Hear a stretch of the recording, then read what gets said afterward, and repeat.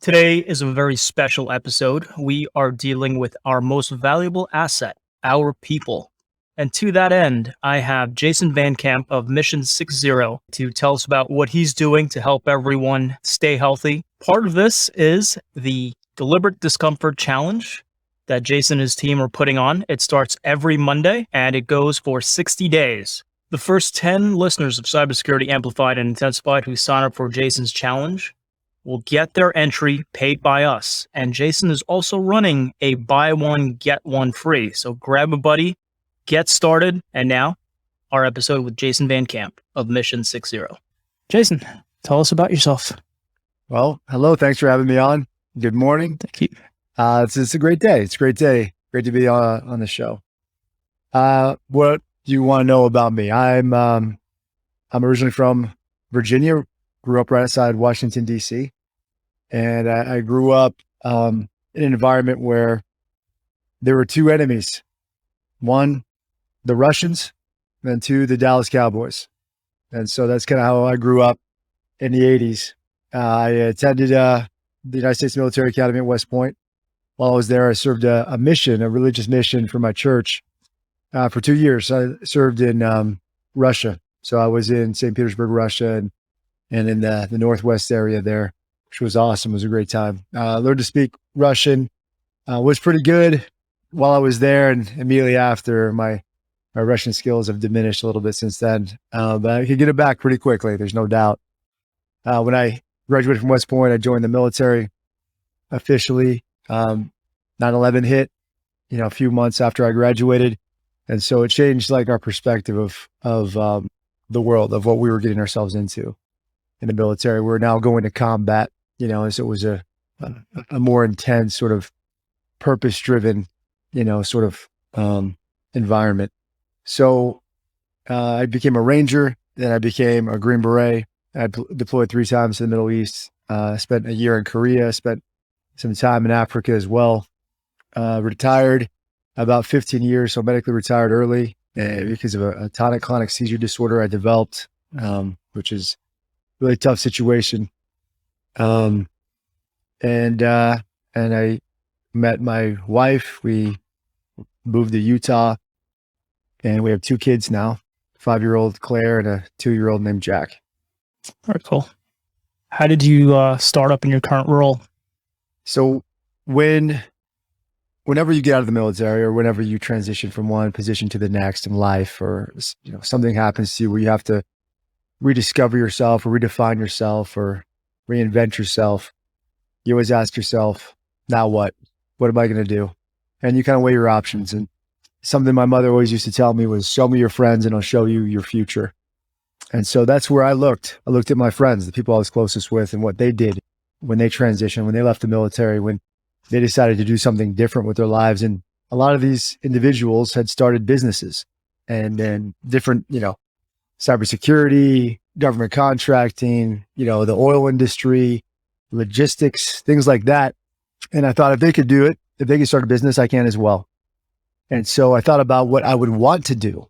I thought about my experiences in life and what I was good at, what I was passionate about, what I enjoyed spending time doing, what I thought about when I didn't have to think. And I realized that I was pretty passionate about people, about the people that I served with, people that I surrounded myself with, my friends, the men on my team that served under me, my peers, my commanders, people I worked for.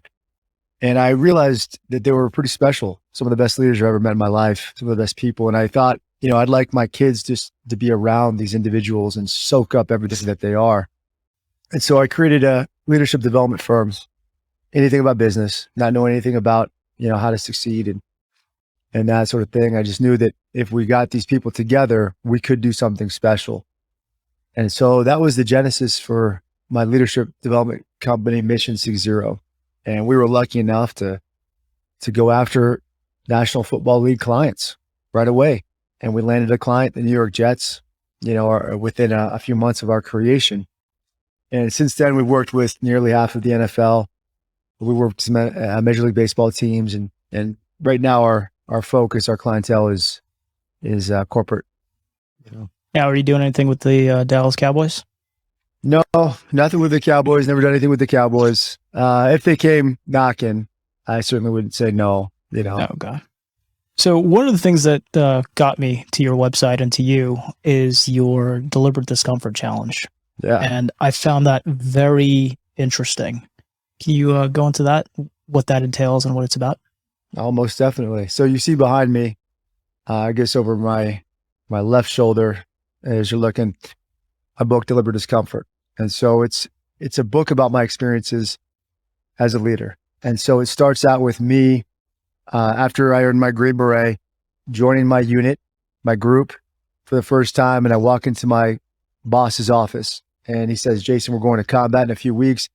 In order for you to not only survive, but thrive, and succeed in this environment, you have to adopt the mindset that we have. You have to understand the culture that I've established. In order for you to do that, there are people in this company that I want you to speak with and ask them questions and find out what makes them tick, because I need you to adopt a similar mindset, And so each chapter of the book is me speaking to a different, operator. And some of these guys are Navy SEALs, Green Berets, Medal of Honor recipients, Rangers, Marines, amazing people.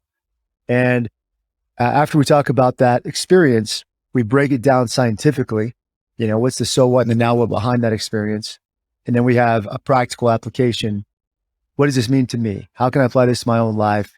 What are some examples of our case studies of our clients using this particular theme of this chapter under the umbrella of Deliberate Discomfort in order to succeed in life?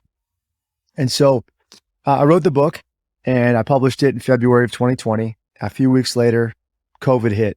And so it was a weird situation because everything that we did at Mission 60 was in person. We did keynote presentations in person. We did workshops in person. We did team building exercises in person. And so my company's business model was destroyed. And so we said, well, what are we going to do? Are we going to give up or are we going to accept the deliberate discomfort and do something about it? And so we decided to do something about it. And so what we did was we transitioned from an in-person to a virtual company. And one of the first ideas I had was to create a deliberate discomfort challenge. And this was sort of born out of the idea that during COVID, the gyms were closed. I wasn't working out. I was behind the computer a lot, stressed out, trying to figure out how to survive. I gained a lot of weight. I wasn't happy. Things just seemed to be chaotic and were spinning out of control. And so I said, you know what, I'm going to do something about this. And so I developed a program where I could get myself back on track. I could develop the habits that I needed in order to succeed in life consistently. And so I thought it takes, it's different for everybody how long it takes to develop a habit, but I thought 60 days was a good amount of time, 2 months. Mission 60 kind of made sense, the 60 days. And I said, all right, in the book, we talk about our total warrior model. It's something we learned in the special forces. It's focused mentally, physically, spiritually, socially, emotionally, and professionally. And so I added a few components there that meant something to me. And I thought to myself, if you could balance those 6 domains, if you could focus on those 6 domains every day, and build something, then you could have something really, really special and powerful in your life. So what we said was 60 days from start to finish, no excuses, no mercy. Mentally, we want you to read a book from start to finish. And if you digest books through, audiobook, that's okay too. We created a library of books that you can choose from. And the first book during the first week is Deliberate Discomfort. So we send you that book and you read it. We all read it together. The second is physical.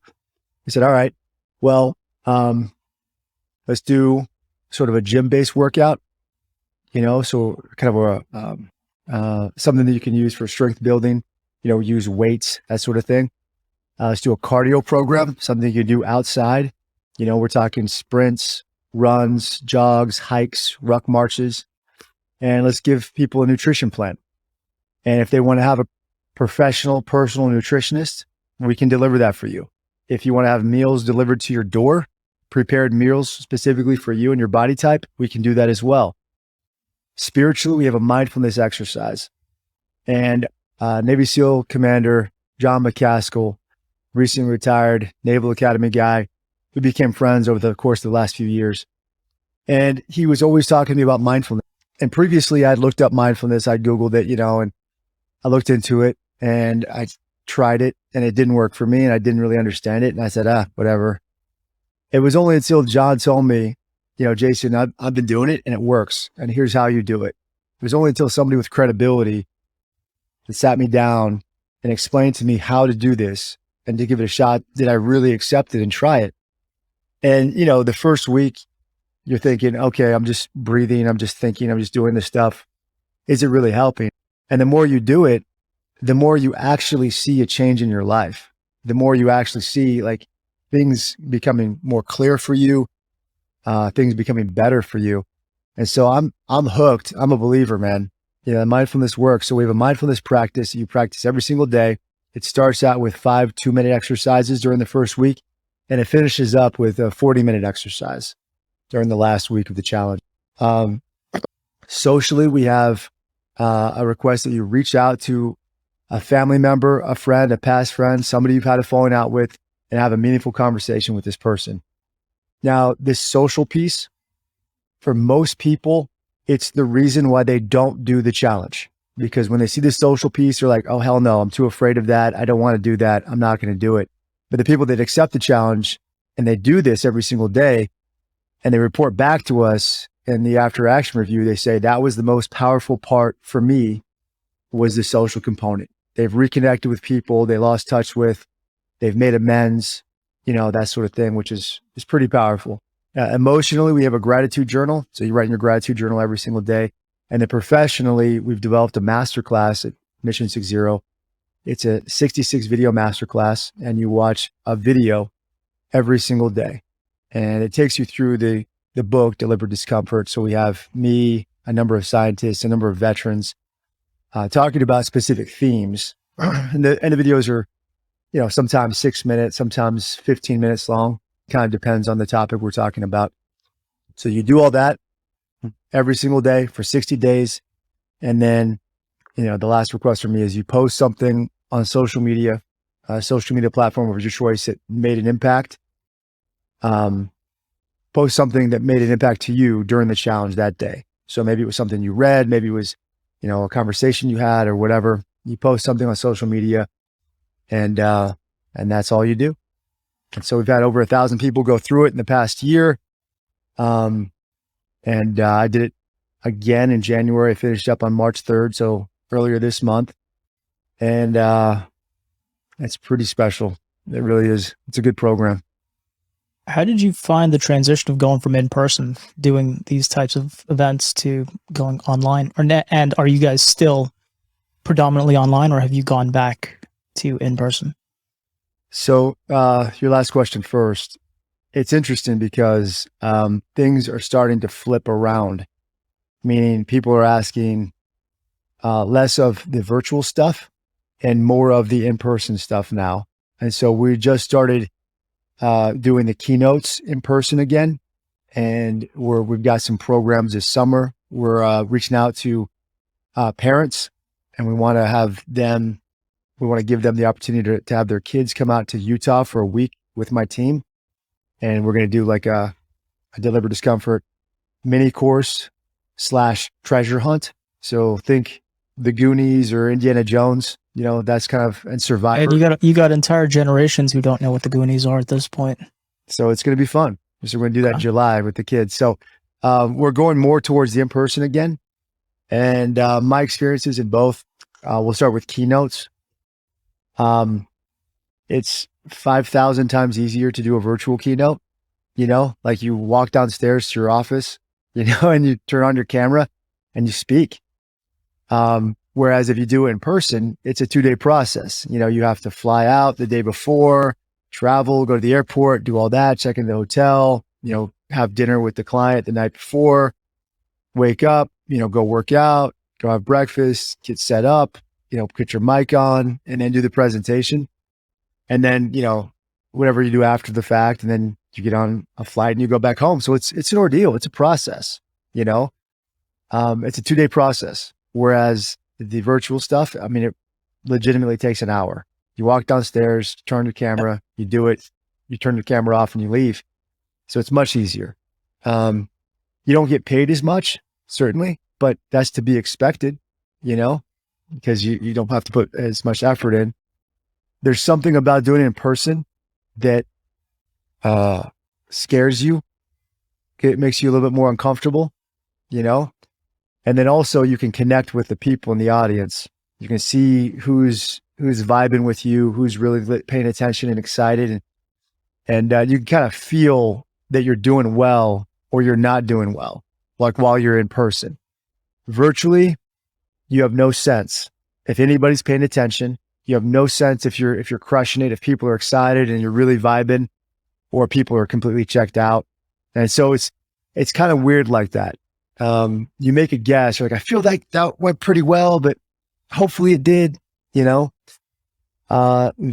team building stuff is really only able to be kind of done in person. We have a workshop that's sort of a virtual team building thing, but it's so just wildly different. It's a lot of talking rather than interacting and bonding. In the last week, I would say I spent the last 2+ years in what I now call my global headquarters, which is my house, because COVID shut us down and we never went back to the office. And I hit that inflection point where I miss the in-person interaction, because even if you're with someone and working with them, at least in my field, which is, tech and IT, there's a shorthand and body language communication that you can have with someone without having a verbal conversation, I think. That's right. And totally agree. One of the things that really interested me in what you guys are doing, we service a lot of companies with thousands of employees, and a lot of them are staying remote. And I thought that, I guess, what you guys do could, if you're doing it online, because I didn't know till we just had this conversation, you are able to scale that and help a lot of people. And this is something, that aside from putting it up on the podcast website and everything else, that I want to email directly to all my clients and say, hey, can you share this with your teams?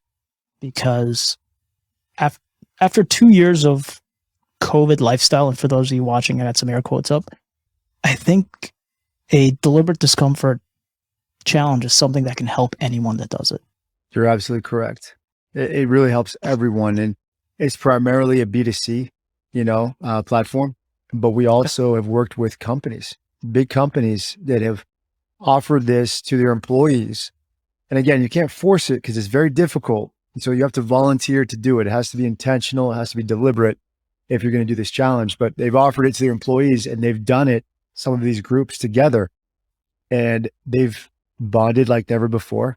They've seen their profits increase like never before because they're learning how to manage their time better, and they have much more relatedness in the company, meaning they understand each other. They feel like they're connected. They feel like they're actually a part of a team. And that's sort of been a byproduct of what we've developed. One of the things that I picked up from your description of it is it's a pretty well-rounded offering, because you're dealing with the physical, you're dealing with the mental, you're dealing with the spiritual. And I guess, is it the social aspect, is that more the emotional side, you would say? Or is it all just so interrelated that it would be unfair to put them in separate categories? We've had this discussion with our scientists before. And so with Dr. Sarah Spradlin on my team, she's a Marine, and she is our emotional strength science officer. So she put together an argument that every domain is a part of emotional intelligence. And I can see that, but essentially what we want to do is focus on those 6 domains separately, meaning that social is separate from emotional, but they're related. Mental is separate from physical, but they're related. Professional is separate from social, but they're definitely related. So they're all kind of intertwined. But in order to lay out our thoughts clearly and kind of focus on what we want to attain, we broke them down into those 6 kind of hexagonal domains. So what has been the number one or the top three benefits that people have gone through your challenge have seen? Personally, I guess, and professionally. I can speak to my own experiences because, not only am I the founder, but I'm also a client, right? So I mentally, I have a stack of books, on my nightstand. I do. I'll take a picture. I'll show it to you. And as life kind of progresses, you get tired, you make excuses, and then you just don't read those books. You just don't find the time to read the books. And you kind of wish that you were doing that, but you don't do it. And the challenge kind of forced me, I volunteered to do it, but it forced me to read those books.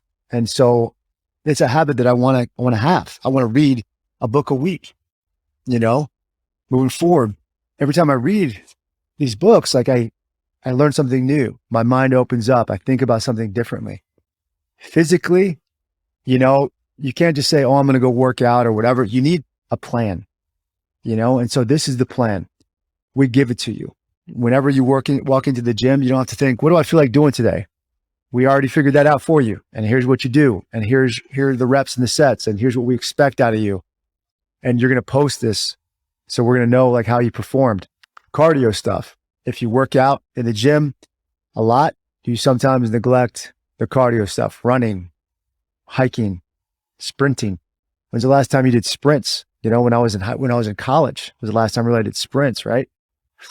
And so that helped me to get in shape. It helped me to lose weight. And for a lot of people, that's the impetus behind signing up for the challenges. They want to lose weight. The first time I did it, I lost 34 pounds.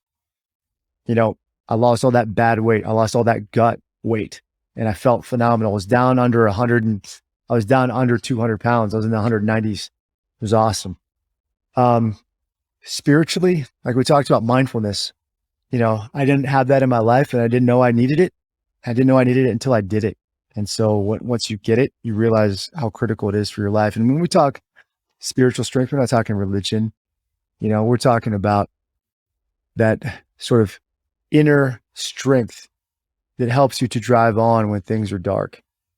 Socially, we connect with a lot of people in the day-to-day, but how often do we actually have a meaningful conversation with them?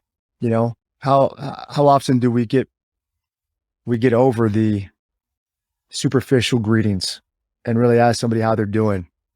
That's what people need. And that's what, you'll find that you need as well. Emotionally, I've always wanted to be a journal guy. I've never been that guy. Not until Do you have a preference on the type of journal? We say it's a gratitude journal. And the first time I went through it, it was a gratitude journal for me. I wrote down things I was grateful for in my life. Then I transitioned it to being an actual journal where I wrote down what I did during the day and what I remembered from this day and different things like that.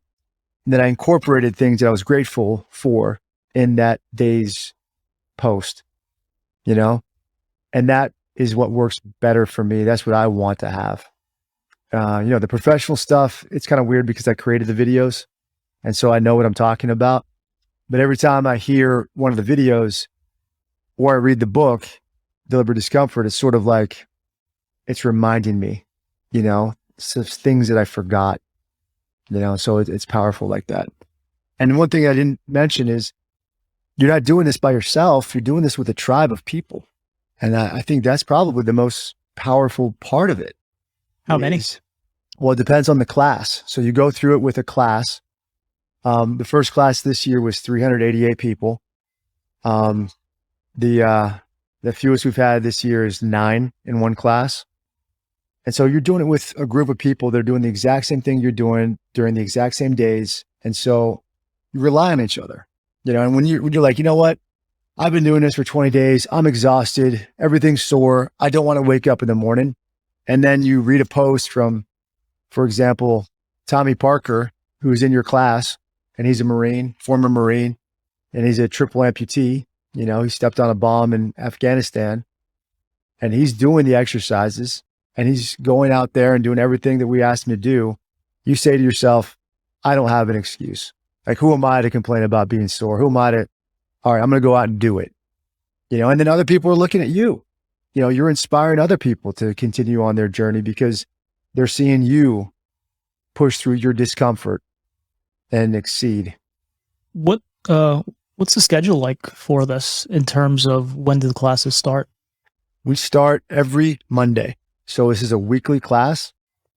And like I said, 60 days, from start to finish. You can recycle. So like, let's say you're on day 10 and you forgot to do a workout or life got away from you or whatever. Well, you can do one of two things. One, you can continue in your class knowing that you're not going to be an official graduate, or you can recycle to day 1 and you can start over again with the new class starting Monday. And so most people recycle once or twice during the program. And like I said, it's a weekly thing. So every Monday we start a new class and we'll be doing that until the end of the year. Couples? Do you get a lot of couples signing up? Because I'm thinking, my wife, I know she has some goals So we have right now, we transitioned to a BOGO, a buy one, get one free. Because we found that people want to do this with somebody else. We haven't seen a lot of couples. We do have some couples. What we see more of is parent and son or daughter. How doing young? it with it. I think the youngest we've had is 12 years old. Okay. But the teenage kind of age group is definitely able to do this. And it's interesting because a lot of these moms and dads that are doing it, their kids will give them a hard time, in the beginning. And then when they see their parents continuing and not quitting, then they become proud. And then they want their parent to succeed. And so they push them. They say, hey, did you remember to do your reading today? Hey, did you remember to do how'd you do how was the cardio today for you? Hey, don't forget the gratitude journal. And then all of a sudden you'll find that the kids are like looking over the shoulder, paying attention, and then participating. And then all of a sudden the kid wants to do it as well. And so it's just a powerful thing with the parents and the kids doing it together. Spouses do it together as well. We haven't seen as much of that as the kids. And then friends and siblings, you two sisters doing it together, a bunch of buddies decided to sign up together, things like that. You see a lot of that too. Would you guys allow me to bring my 6-year-old into this? Yeah, it's up to you, Okay. I'm serious, by the way.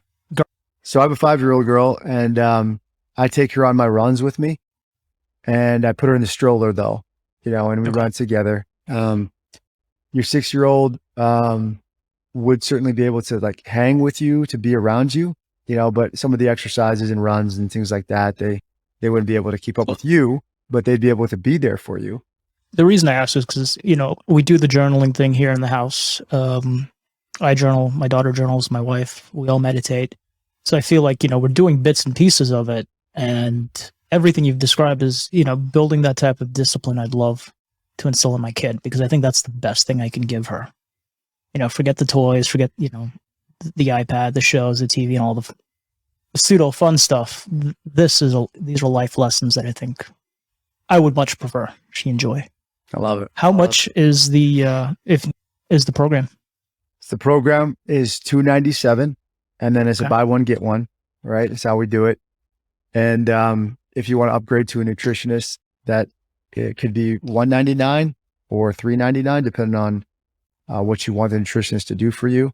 And then the meals delivered to your door is also an upgrade as well, depending on how many meals you want and what you want the meals to consist of. Are you doing the meals nationwide?